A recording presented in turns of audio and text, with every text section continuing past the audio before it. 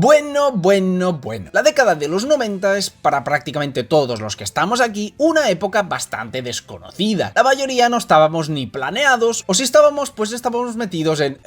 Bueno, mejor no hablemos de los huevos de nadie. Pero si por algo se caracteriza esa época en el mundo del entretenimiento es porque ahí nació la franquicia más importante del mundo y también de la historia, que es obviamente Pokémon. Y es que junto a la primera temporada del anime se adentraron también en el mundo del cine, concretamente con la película de Mewtwo, un largometraje que estoy seguro que todos amamos en su día y de la cual hablaremos hoy, ya que aunque ese pequeño Servox se la vio tantas veces que era lo más cercano que tenía a un psicotrópico, tras verla y analizarla ahora como un adulto responsable, debo decir que su calidad, su narrativa, su mensaje y su profundidad se alejan mucho, pero vamos, una barbaridad de lo que podemos ver ahora de la franquicia. Esto es una joya infravalorada y que demuestra lo increíble y rico que puede ser este universo de Pokémon. Y esto es en gran parte debido a una figura bastante conocida en el anime de Pokémon, como es Takeshi Shudo, el escritor principal de las primeras temporadas de Ash,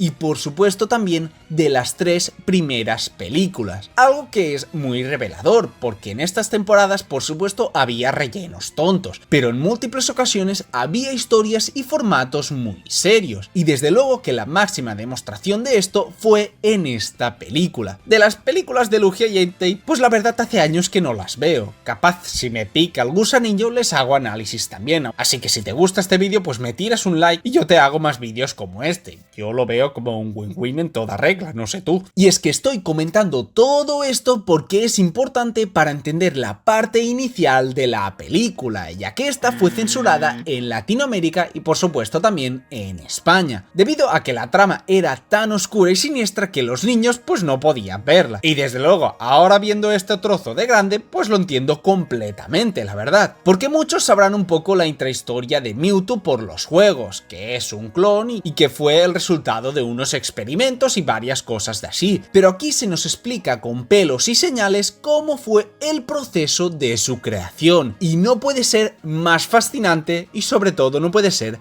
más crudo, ya que todo empieza con una investigación financiada por Giovanni, el líder de la organización criminal del Team Rocket. Que sí, Jesse, James y Meowth son todo buena gente, pero aquí se demostraría que su jefe era un completo villano con todas las letras, y eso, señores, me pone demasiado.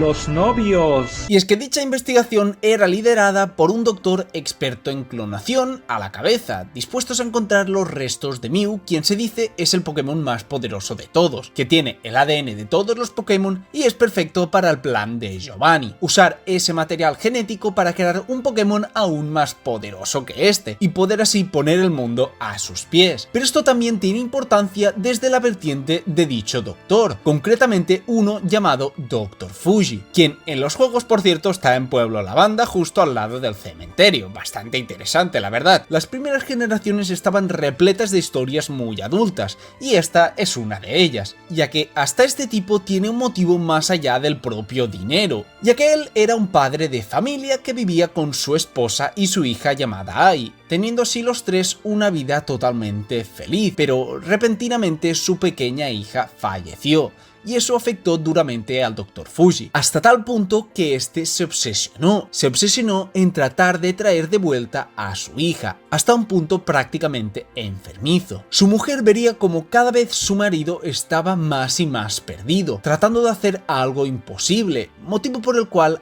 esta lo acabaría dejando, no porque no lo amara, no porque tuviese otro amor o cualquier cosa del estilo, sino porque no quería tener que seguir viviendo una vida totalmente marcada por su pasado, por tener que seguir sufriendo día tras día la muerte de su hija, sin jamás poder pasar página. Y creo que no hay nada más doloroso que vivir en el recuerdo de algo imposible, porque el primer paso para poder empezar a superar el dolor de una pérdida es aceptarla, por muy difícil que sea eso. Y eso era algo que el Dr. Fuji nunca pudo hacer. Por eso es que llegó incluso a liarse con un criminal como Giovanni y lideró una investigación tan arriesgada como esta, con el único propósito de entender el proceso de clonación al realizar a la copia de Mew y así poder aplicarlo a su difunta hija para poder traerla de nuevo junto a él. Y es que todo esto son solo los primeros 5 minutos de película y esto es directamente cine, señores, y ya no solo por el meme, sino que estoy hablando de todo en conjunto, los diálogos, los planos, los conflictos que se presentan, todo es realmente de un nivel espectacular. Y lo comento pues porque en Pokémon, al menos más reciente, no hay nada de este cuidado. No hay narraciones tan serias y crudas como esta, donde se profundizan aspectos como el dinero,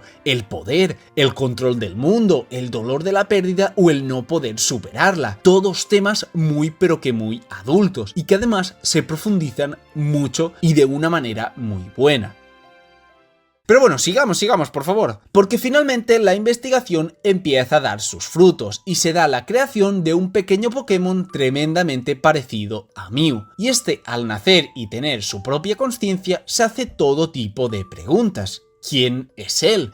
¿Qué es un Pokémon? ¿Qué es un humano? Porque él habla como lo pueden hacer los humanos, pero a su vez en aspecto es como un Pokémon. Pero ahí aparecería una niña y varios Pokémon que serían claves para el desarrollo de Mewtwo en esta película. Esta niña era Ai, o mejor dicho, era Aitu, porque era la clonación de la hija que mencionamos, y que junto a ella había diversos Pokémon clonados. Y es que Aitu le dijo que daba igual si realmente eran Pokémon o eran humanos, porque al fin y al cabo estaban ahí ellos 5 juntos, y eso los convertía en iguales, porque eso era lo único que importaba, que ellos estaban ahí. Y en unas escenas tremendamente tiernas, Aitu le mostraría a Mewtwo lo que era el mundo, y lo haría como alguien igual a él, no desde una posición superior ni nada por el estilo, sino como eso, una igual a él. Y esto también es muy importante para prácticamente el final de la película. Además, le contaría cosas tan básicas, pero tan importantes como el que era el sol y la calidez,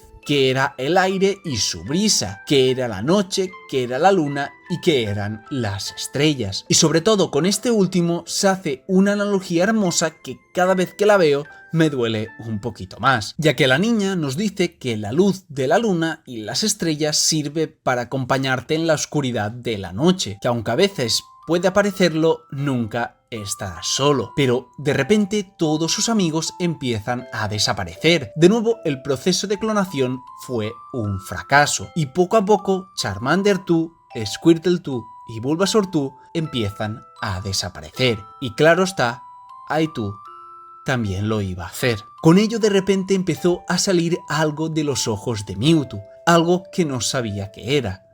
Claro está, esas eran sus lágrimas. Y esto es fantástico porque se nos dice que estas salen cuando un ser vivo siente un gran dolor, pero esa era una característica única y propia de los humanos, las cuales significaban obviamente tristeza. Pero Ai le dice que gracias por sus lágrimas, porque eso quería decir que realmente ella le importaba, hasta tal punto que sentía dolor si se iba, y por ende quería decir que ella en algún momento estuvo viva. Pero justamente por eso no hacía falta que siguiera llorando. No era necesario soltar lágrimas porque al fin y al cabo él estaba vivo. Y el simple hecho de estar vivo ya era algo maravilloso. Y es justo ahí cuando la luz de las estrellas y la luz de la luna desaparecen, queriéndonos decir que a partir de ahora Mewtwo sí que iba a estar solo. Tú ya con solo esto sientes pena por Mewtwo, te pones en su situación y entiendes su perspectiva fácilmente. Y eso, hacerlo del que es el villano de tu película en tan solo unos pocos minutos es dificilísimo. Y aquí, en una película de Pokémon, lo cumplieron y con creces. Y todo esto fue gracias a todo este material que he narrado y que fue censurado en Occidente, que en parte lo entiendo porque está bien oscuro y denso. Si cada vez que la veo me tengo que pedir hora al psicólogo para no sentirme tan mal, pues no me quiero imaginar qué me hubiera pasado de niño. Pero es un hecho que estos minutos son el núcleo y lo más importante de la película para entender los motivos y la caracterización de Mewtwo como personaje y sobre todo para el mensaje final que esta película nos quiere transmitir. Aunque ya que estamos hablando de las versiones, debo decir que las que nos llegaron a nosotros contaron con un soundtrack decenas pero decenas de veces mejor que la que hubo original en japonés, con para mí una de las mejores canciones que he escuchado en mi vida, como es Tears of Life, que os recomiendo luego echéis un vistazo, y que junto a otros temas que nos llegaron son en gran parte el encanto de esta película, y lo que nos consigue realmente emocionar en muchos momentos. Por lo que bueno, estoy enfadado pero no mucho. El hecho es que los experimentos siguieron por varios años, y la clave de todo es que el recuerdo de sus amigos fue totalmente olvidado de la mente de Mewtwo. Y entonces todas las preguntas que se hizo anteriormente volvieron a aflorar. ¿Quién era él? ¿Por qué había sido creado? ¿Cuál era su objetivo? Al no tener respuesta a ninguna de sus preguntas por parte de sus creadores, este estalla de locura y literalmente matando a todos los allí presentes. Giovanni aparece y lo seduce para unirse a él y para poder controlar su poder, teniendo así varios combates contra entrenadores. Vemos incluso cómo derrotan a Gary en su gimnasio, algo que no se vio del todo en el anime, pero que nos muestra lo absurdamente poderoso que era este. Porque sí, yo era un fan cheerleader de Gary, ¿algún problema? Pero eso no aclara sus dudas, sino más bien siguen presentes. ¿Por qué sigue peleando? ¿Para quién está peleando? Giovanni le dice que él es un Pokémon y que los Pokémon debían vivir por y para los humanos, y él, al ser una creación humana, no tenía otro valor que el de cumplir las órdenes de ellos. Mewtwo no lo puede aceptar porque al fin y al cabo él fue creado a partir de los Pokémon, pero no era un Pokémon, y a su vez, pese a ser creado a partir de los humanos, tampoco era un humano. Él no era nadie. No entendía nada y por eso ahora tenía claro un objetivo, que era el encontrar el motivo de su existencia, y para ello crujiría tanto a los humanos como a los Pokémon que se cruzaran en su camino, y es ahí donde empezaría el contraataque de Mewtwo. Entonces se nos hace la transición a nuestros protagonistas del anime, pero no confundir con protagonistas de la película, porque desde luego que el absoluto rey y personaje más importante es Mewtwo. Ash y los demás es la manera en la que no se entrelazan su historia, pero desde luego que no son el foco principal ni de lejos. Y por cierto, aquí Ash se caga a piñas contra un entrenador pirata que tenía un putísimo Donphan en su equipo, cuando aún ni había salido oro y plata. Me imagino que en aquella época los niños debieron convulsionar al ver un puto elefante giratorio, que por cierto es besto Pokémon sin discusión. Y esos son factores, ¿eh? Y justo después de papearlo llega Españita. ¡Vamos! Dispuesto a invitarlos a un torneo donde se juntarían grandes entrenadores Pokémon de todo el mundo para enfrentar al entrenador más fuerte de todos. Y vamos, a nuestro Goku con gorra le dices pelear y ya está babeando como perro sarnoso. Entonces todos se van para ahí junto a muchos entrenadores. Se ve que hay una tormenta milenaria que en el mismísimo Poseidón haría. Obviamente hecha en este caso por Mewtwo, pero a los entrenadores básicamente se la suda y siguen yendo hacia ella, mientras Ash y los demás, como que lo máximo que tenían era un vamos a calmarnos, son llevados por unos vikingos que obviamente era el Team Rocket. Y al descubrirlos, Brock dice mi frase favorita de toda esta película. Ya decía yo que algo me olía mal, aparte de su ropa. Oh my God.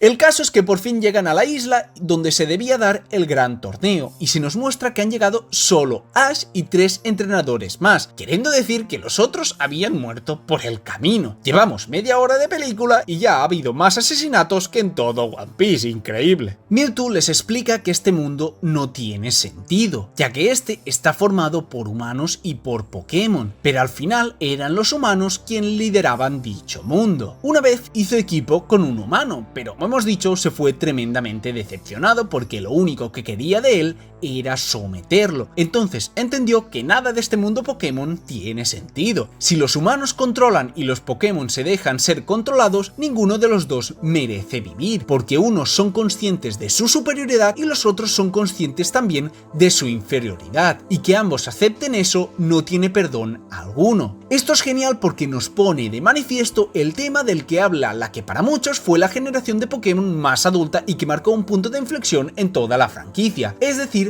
la quinta generación, también conocida como Blanco y Negro. No voy a adentrarme tampoco mucho, pero en esos juegos había un personaje llamado N que se hacía muchas de las preguntas que Mewtwo se hace. ¿Por qué los Pokémon deben pelear por sus entrenadores? ¿Por qué estos no pueden ser libres y tienen que estar bajo sus órdenes? ¿Por qué este mundo está gobernado por los humanos y los Pokémon no tienen ni voz ni voto? Y este personaje pelearía por lo que él cree que el mundo debe ser, por la igualdad y por su justicia. Y pues obviamente con matices, pero ya todo esto Mewtwo lo planteó más de 10 años atrás en esta película. Algo que me parece increíble y que muy poca gente habla de ello. Para demostrar su superioridad, Mewtwo los reta a todos a un combate. Pero lo mejor es que, como dijimos, él no es ni un Pokémon ni un humano. Por tanto, él no iba a pelear, él iba a hacer de entrenador y usaría copias de los Pokémon que conoció cuando eran niños para ello. Algo que hizo obviamente de forma inconsciente, porque como hemos dicho, olvidó todo de ellos, pero que muestra el cómo dentro de él mantenía su recuerdo y el aprecio por ellos, siendo también una representación del odio que le tenía a los humanos, quienes, aunque podrían pensar que se lo dieron todo al darle la vida, en realidad le dieron una vida vacía, una vida sin un propósito, y todo esto es una ejemplificación de ello. Empiezan las peleas entre los iniciales y las copias, que por cierto me encantan, aunque solo se diferencien con unas manchitas, pues me siguen flipando. En mi cartucho del Rojo Fuego siempre quería que me saliera uno de estos. Recorcholis, te odio por nunca permitirme eso, Junichi Masuda. Te maldigo, ¿me oyes? ¡Te maldigo! Lo que decía, y es que las copias son más poderosas que los Pokémon normales. Con un solo ataque eran capaces de tumbarlos, y con los entrenadores random pues ya funcionaba, pero cuando vimos que le partieron la cara al Charizard de Ash, entonces ahí sí que la cosa se puso bien seinen, ya que este Pokémon de Ash era un completo monstruo en el anime, y el ver cómo acaban con él tan fácilmente fue en ese entonces un shock tremendo, o al menos así lo fue para mí. Mewtwo procede su plan y ahora que consiguió vencerlos iba a completarlo, ya que su objetivo era capturar a todos sus Pokémon para hacer copias de ellos y que le fueran de utilidad para su conquista, mientras lo destruye todo a su paso. Y tengo que decir que las escenas donde las Pokéballs persiguen a todos los Pokémon son aterradoras. Estas se cuelan por cualquier sitio, te persiguen sin pausa constantemente e incluso te capturaban si estabas dentro de tu Pokéball. Todos tienen una cara de miedo y de terror increíbles, intentando evitar un poder que sobrepasaba toda su imaginación. Entonces Mewtwo consigue hacer sus copias de los Pokémon presentes y arma su ejército de TUS, mientras que Ash consigue liberarlos a todos y hacer una entrada triunfal al más puro estilo de Goku. Y cómo no, en las primeras temporadas cuando Ash iba perdiendo el combate decía: ah, pues ni modo, tocará usar las palabras.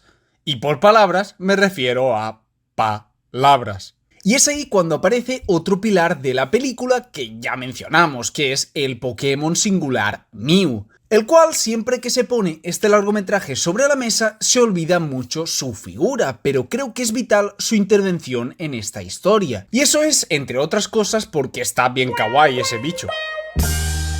Y sobre todo por el contraste que hace con Mewtwo, ya que como dijimos este no tenía un propósito, no entendía el motivo por el que vivía, pero Mew representa la otra cara de la moneda en su forma más simple y poco compleja de un ser viviente, que es el divertirse y básicamente ser feliz. Porque antes de aparecer aquí, ya Mew salió en varias escenas donde básicamente lo que hacía era jugar y reír por ahí, haciendo payasadas con los Pokémon, con el Team Rocket y simplemente viviendo una vida feliz. Y esto nos lleva al doloroso combate entre los Pokémon y sus copias. Y digo doloroso pues porque sí, esta franquicia está plagada de combates. Básicamente es la idea sobre la cual se desarrolla este universo, pero igualmente esto es diferente, porque no es una pelea entre iguales, peleas entre Pokémon entrenados, peleas entre Pokémon salvajes o peleas entre Pokémon entrenados y Pokémon salvajes. Esto no tenía nada que ver, porque las copias no se sentían Pokémon, sino conseguían vencer a su original, y eso incluía a Mewtwo. Si él no conseguía vencer a Mew, entonces significaba que él no era un Pokémon, que él no era nada y que era simplemente una copia. Por eso es que el Pikachu de Ash se niega a pelear, porque no quiere tener que demostrar nada. Como sabemos, Pikachu ama pelear, adora hacer combates junto a Ash, pero él no quiere hacerlo así. Esto no es divertido, esto no es entre iguales. Esta pelea es dolorosa tanto física como emocionalmente. Y es entonces cuando Ash, harto de ver toda esta masacre, es que decide tomar una decisión, que es el parar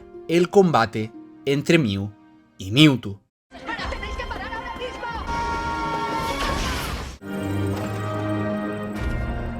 Y esta escena lo representa absolutamente todo, porque Ash no duda en tratar de frenar el combate entre Pokémon y los clones, no duda en arriesgar su vida por ellos, tan así que debido a sus ataques, este se convierte en piedra. Pikachu trata de hacerlo despertar con sus clásicos Impact Truenos, pero sencillamente Ash no respondía ni a uno solo de ellos. Este empezaría a llorar desconsoladamente, y es ahí cuando se da el final perfecto y una de las escenas más emotivas que yo haya visto jamás, porque empezamos a ver que no es solo Pikachu, son todos los Pokémon y todos los clones los que empiezan a llorar también. Y es que, como dije, todos estaban peleando, pero era una pelea dolorosa. Por eso sueltan sus lágrimas, porque alguien que trató de parar todo ese sufrimiento acabó muriendo por su culpa, cuando realmente él no tenía por qué hacerlo, ya que al fin y al cabo era un humano. Pero ahí es cuando todo el mensaje de esta película conecta y nos da una resolución increíble. Porque, como dijimos al inicio, las lágrimas eran algo humano. Cuando un ser humano sentía tristeza, entonces de él podían brotar lágrimas fruto del dolor. Pero aquí vemos el cómo los propios Pokémon y sus clones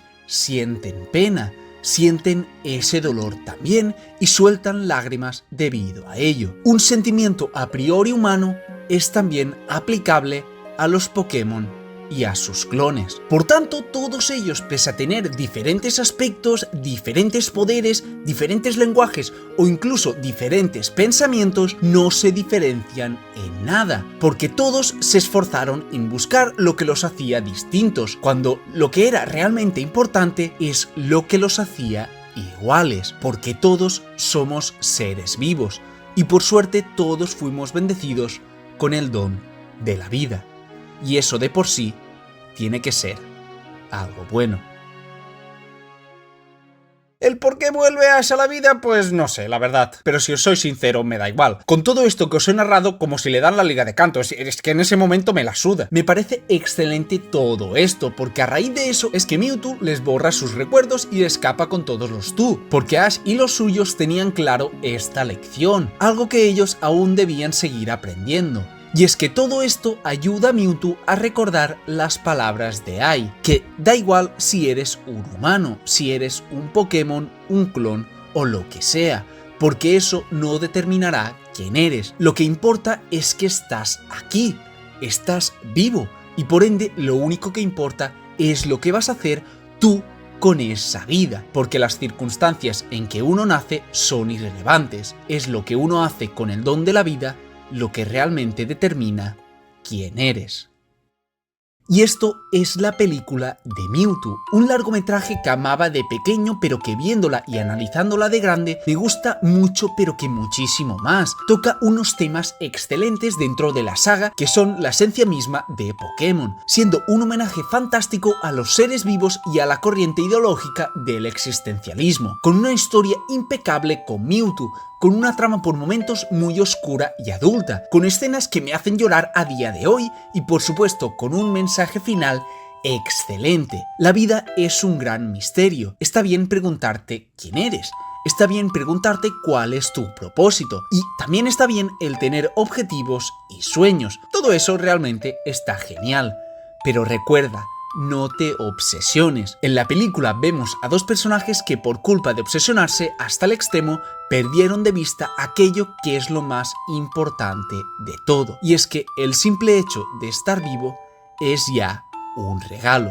Por eso nunca jamás debes olvidar lo que es realmente importante. Por eso nunca jamás debes olvidar vivir tu vida.